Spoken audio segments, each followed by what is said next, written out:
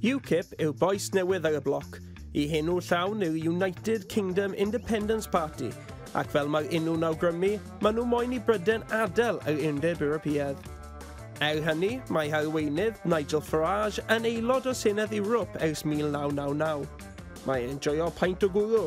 Absolutely marvellous. Ond dyw e ddim yn licio wyau.